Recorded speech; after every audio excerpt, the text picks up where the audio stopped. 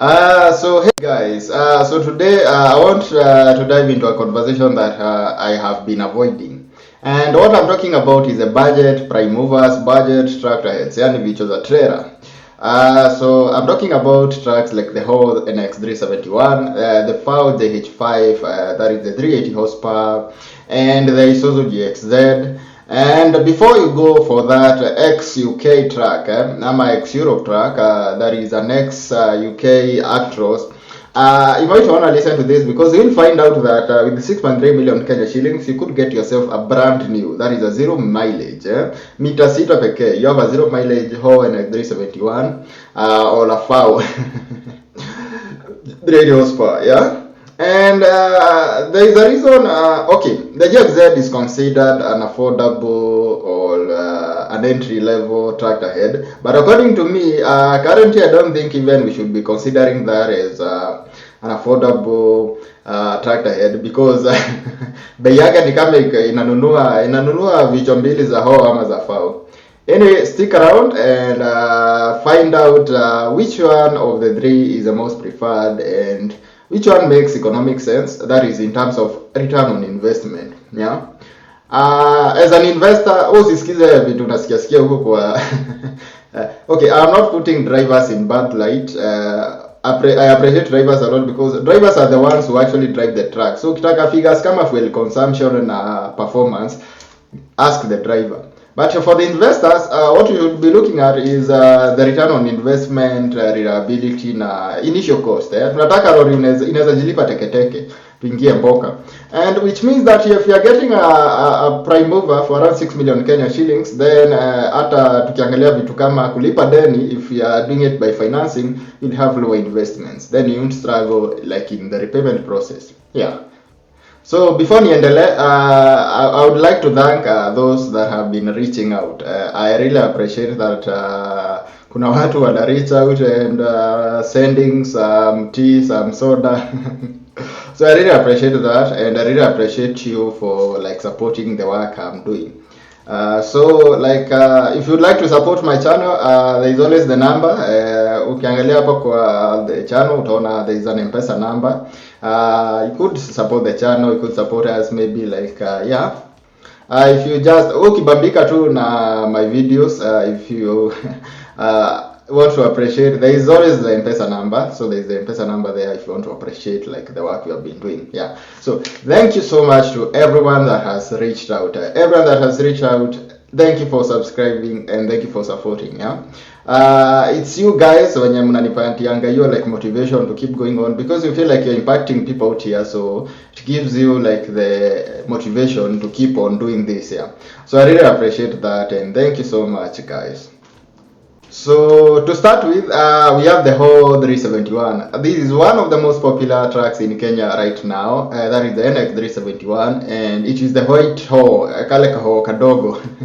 That is the Howo 371, yeah. And there is a reason there are too many on Kenyan roads currently, yeah. So under the hood of that Howo is the amazing Wachai diesel. That is a WD615 engine, turbo diesel. So this is a 9.7 liter turbo diesel with a rated output of around 371 horsepower, yeah, from a 9.8 liter, yeah. And listen to this, around 1500 Newton meters of torque at 1100 RPM. Meaning you don't have to go to the high RPMs. Already at 1100 RPM, usha achieve the maximum torque from that thing, yeah. And it only gets juicier when you start realizing that it's available in double hub reduction.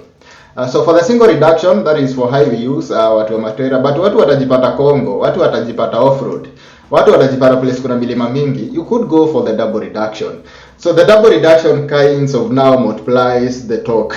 So from the 1500 meter, it's kind of like inafanya the torque to be distributed more and more torqueier.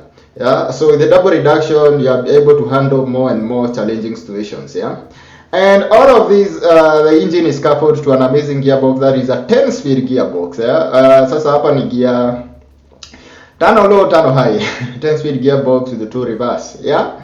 And this is an amazing gearbox because it is from Ayrton Fuller, and this is one of the best gearbox manufacturers, and that's why most Chinese trucks utazipata na Ayrton Fuller.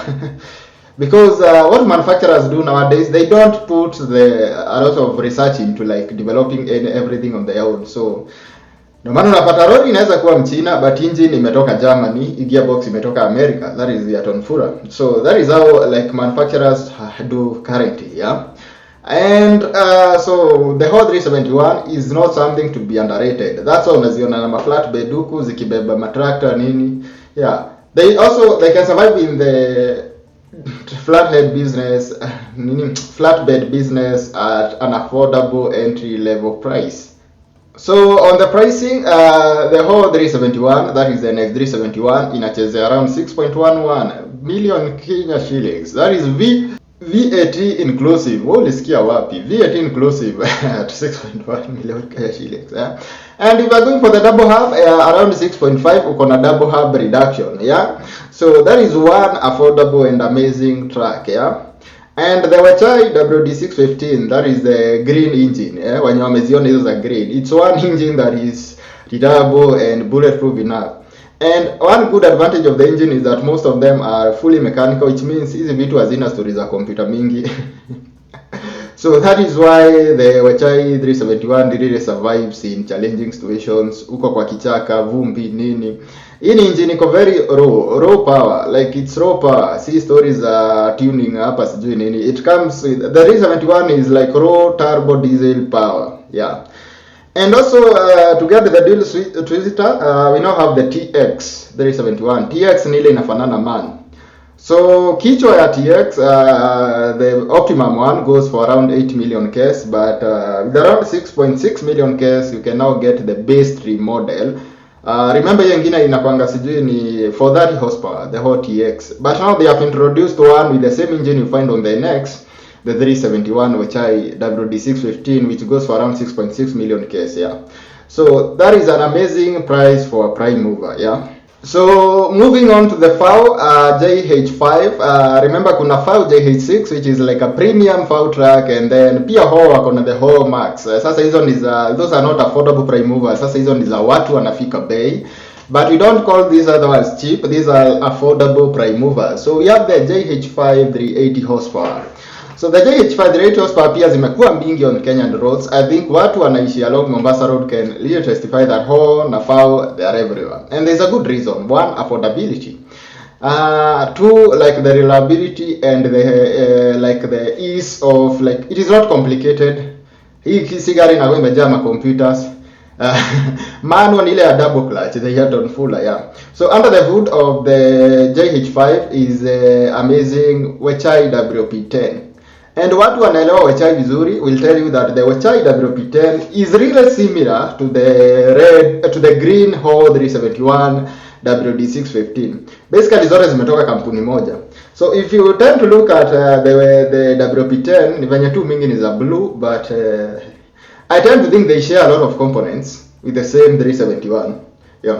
So the Wachai WP10 is a 9.8 liter turbo diesel engine with a rated output of around 380 horsepower at around 1500 RPM, and listen to this, 1500 Newton meters of torque at around 1200 RPM. Very similar figures to what you'll find on the Howo. Yeah.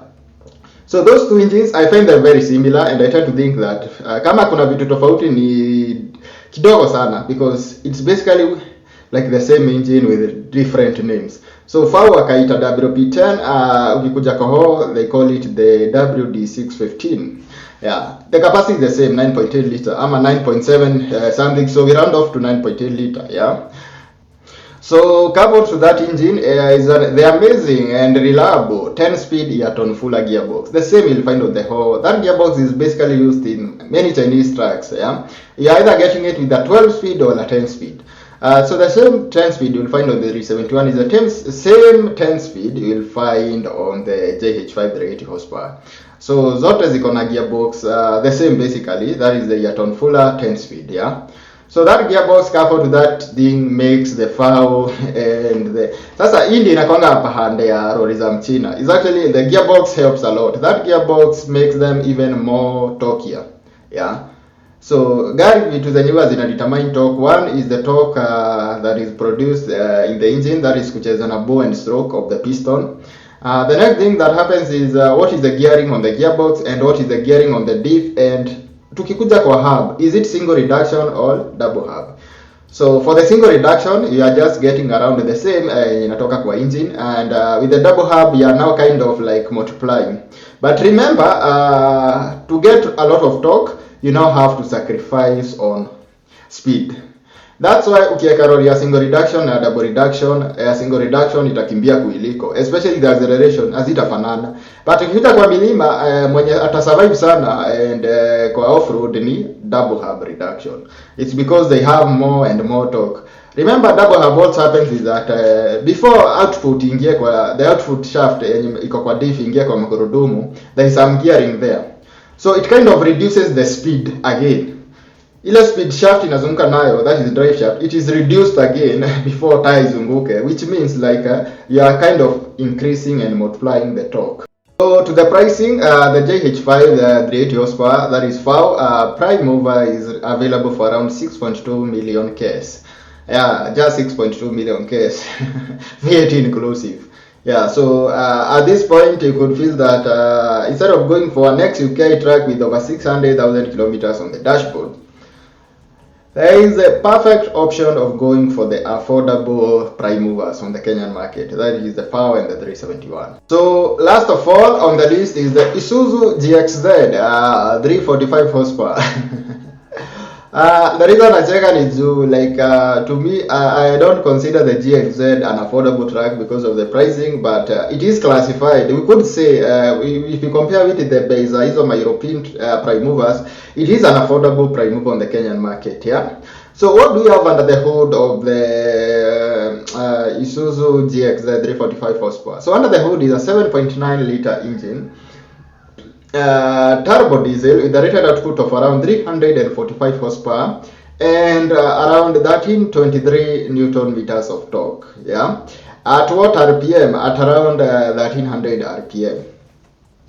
So that engine on the GXZ is known as the 6NX1 TCS, which I find very similar to the Isuzu VZ's 6HK1. They have the same displacement. Actually, I tend to think that maybe, just maybe, I'm not sure, I'm just saying maybe, so mtu asiende akiniquote. The 6NX1 might be 6HK1 just running a higher tune. Ni kama walichukua tu 6HK1 ikaongezwa like the tuning running a higher map on the tuning. That is how they might have achieved 345 horsepower. Of course, the internals, I don't think the internals are the same. Basically, what might have happened in the maybe wakatumia forged pistons and more beefed up internals. So internals, I don't think the internals are the same as the FVZ because of course the horsepower and the torque required from that engine is more. But I don't think ni kama like prime mover in a force issues. It is not a prime mover actually. It is just a prime mover like it will not perform as expected as a prime mover, especially what a flatbed. I wouldn't advise anyone mwenye anaendea flatbed to go for the GXZ. But for local runs, I tend to think it can survive because I mean VZ ina survive kwa pulling hata kama ina struggle. So GXZ will still survive as a prime mover. Yeah, it is not. I would say it's underpowered. To me, it's underpowered because 345 horsepower is like too little for a prime mover yenye iko expected to manage like long haul highway speeds, kuvuta mizigo huko nini, towing nini. Like I don't expect the performance of the GXZ to match like the other 371 na ingine. Of course, kama kwa milima nini, like I don't expect the performance to match, but remember, this is a budget and affordable truck. So you don't expect much from a budget truck, especially a Japanese truck. So tukiacha kuangalia stories za Howo na Chinese, we could say that the GXZ fits the like in a fit kuitwa like a budget and affordable prime mover, the 375, because even the torque it is not like as underpowered as much. I could say that the 1300 is no more far from the 371's 1500. Yeah. So coupled that engine is a 9-speed gearbox, that is 8 forward and 1 crawler, reverse moja, but so I tend to think if they could have gone with gearbox kama zenye unapata kwa the Chinese truck, it couldn't be like so like looking underpowered kwa performance. Yeah. But anyway, if you are an Isuzu diehard, that is the budget available and affordable prime mover. So I know the conversation now here will be like mash. So umetuambia hizi tatu and so which one do you advise? Which one do you prefer? I don't want to be biased in this video. I'm trying to remain as like positive about the three tracks as possible, but I would lean towards the Chinese, and one is because of the affordability. So the GXZ goes for around 13 million Kenya shillings also. With 13 million Kenya shillings, we have two prime movers, two Chinese prime movers. Yeah, that is the Howo 371 or two JH5, which means na sasa mzigo wa GXZ moja ni the same mzigo itabebwa na moja. So if you have two are better than one, you'll be making more money. In fact, you could start a logistics company with the two prime movers for the same amount of money. And if it's about financing, which means instead ya kuchukua GXZ moja, unaweza chukua Howo mbili na pia installment hazitakusumbua. Yeah. So for me, I would recommend going for any of the two. That is the Howo NX371 or the JH5 380 horsepower Faw. Both of them are quite similar in a lot of things, so both of them will be okay. So anzishani conversation hapo kwa comment section. The question is if today you had 13 million Kenya shillings, would you go for the GXZ ama utaendea two Chinese prime movers? And I want that conversation like argue away hapo kwa comment section, argue away out. For me, I've said I'll go for the 371 or the JH5. For you guys, argue hapo chini mniambie if you had 13 million Kenya shillings today, we do go for two Chinese prime movers or we go for one Isuzu. And this is not to put Isuzu in bad light in any way. So mtu asinikujie na I'm being biased, but here we are looking at the facts. In terms of torque horsepower, it is way poorer, as compared to the Chinese, and way expensive. Actually, double the price. It's more than double the price of what you are getting the Chinese trucks, for which have better specs than the GXZ. So, yeah. So argue here out of the comment section. So like, share, subscribe, and hii channel tuipeleke mbali. At least by the end of this year, if you get to 10k, I'll be so happy. At least we get to 10k. Yeah. For those who would like to support our work, the M-Pesa number iko hapo. I'll put it here down here. So if you like to support, too much hapo. So thank you so much for watching.